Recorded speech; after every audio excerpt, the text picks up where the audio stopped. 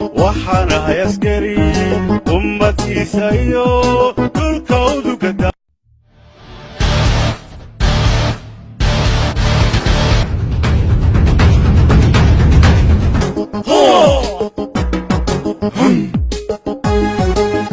إلاليها غرقيو وحنا يسكري أمتي سيو الكود كدا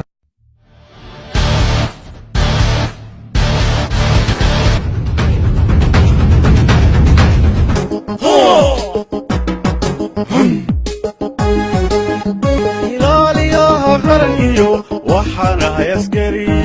أمتي سيو الكود كدافع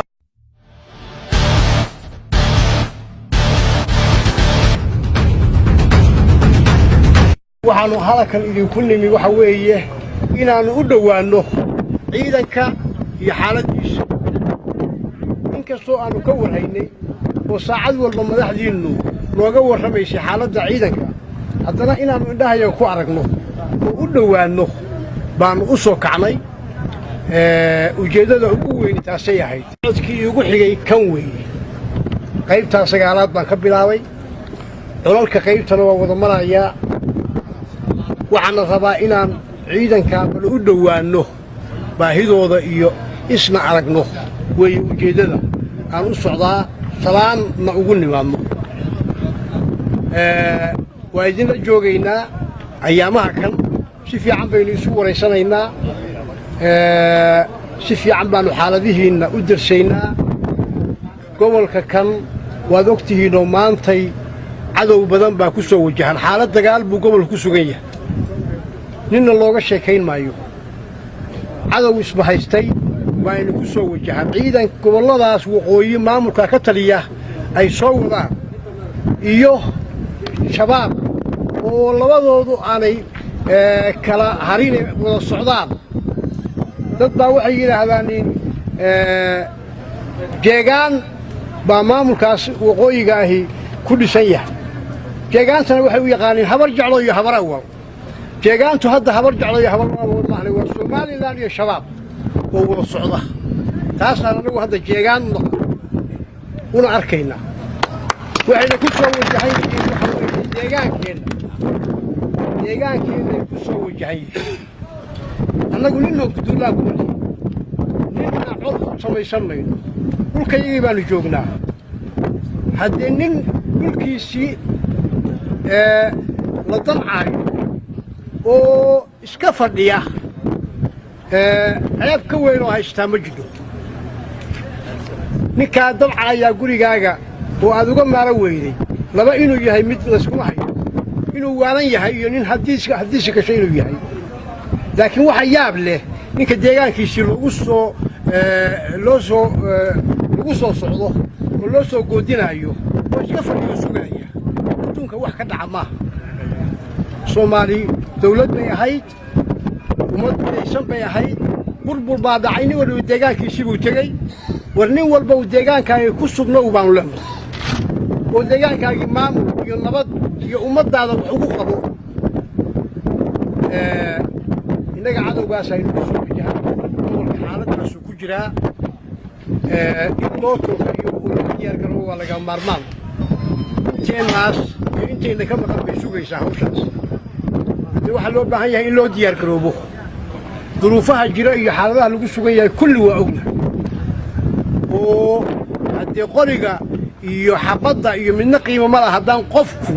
qofka sita aduusan qiimo lahayn qiimo ma laha waxaa loo baahan yahay in moraalkeennu aad u sarreeyo inaynu niyad xoog le leenahay baa loo baahan yahay arrintaas ayaan rabnaa ciidanka halkaa jooga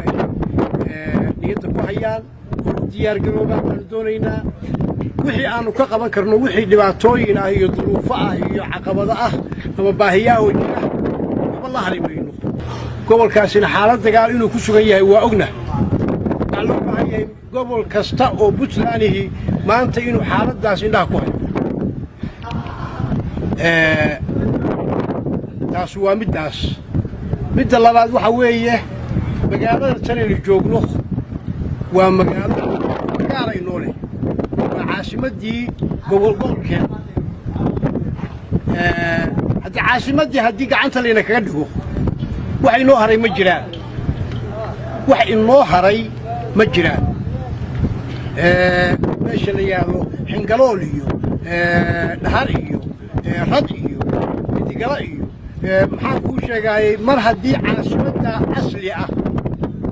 haddii caasimadda gacanta lagu dhigo waa khalaas weeye waxaan kaloo idiin sheegayaa magaalada tani maaha keliya caasimadda sanaag maaha waxaan u maleynayaa maqasho oo raadiyaasha ka maqashay magaalada tani waa caasimaddii labaad ee Puntland weeye dhammaanteen xil baa ina ka saaran inuu daafacno xil baa ina ka saaran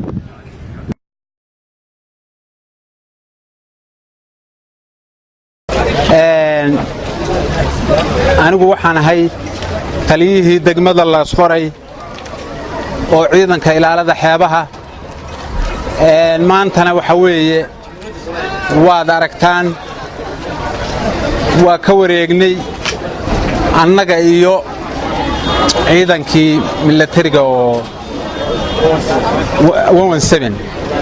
waxa weeye isku mowqaf baanu nahay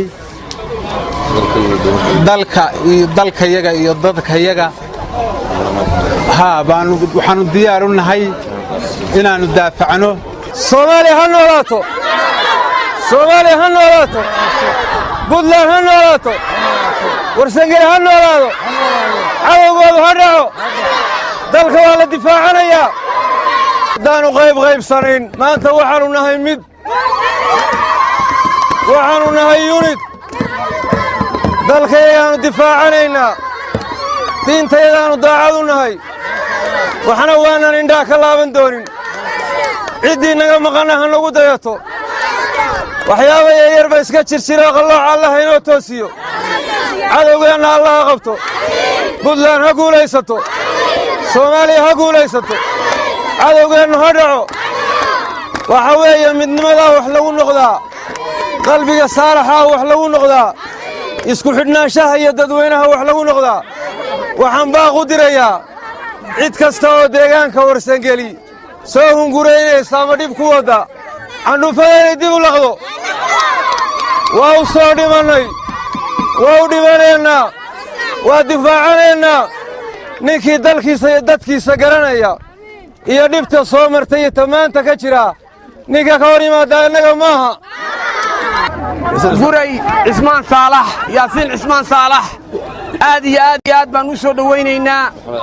maxamed casar waa soo dhawaynaynaa taliyaha xeebaha waxaanu soo dhawaynaynaa xildhibaanada Puntland oo meesha fadhiya waxaanu soo dhawaynaynaa saraakiishii hore oo odaga dhinacayga taagan dawladii noogama horreeynin Cumar Cashuur laakiin hadda waxa moodaa bahashu inay soo caga dhiganayso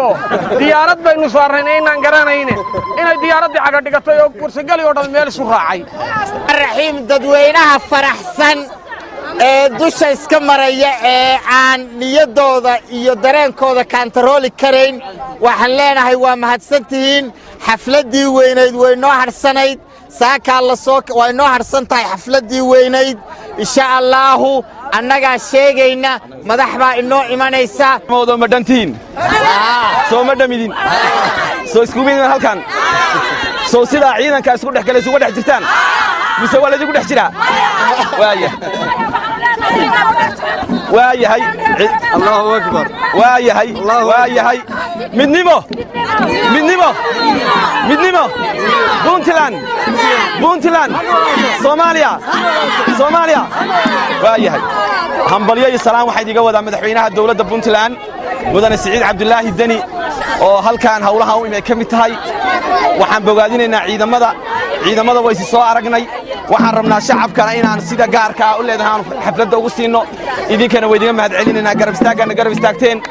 waa u jeednaa dareenkiina waxaanu soo qabanay hawsha ku faraxdeen oo muddo laga shaqaynayay waxaanu qabanaynaa xaflad weyn oo ballaaran halkii aad ogeydeen oo calankii suraa Soomaali kala goynayay calankii Puntland baa suran ciidankiina ciidan Puntland weeye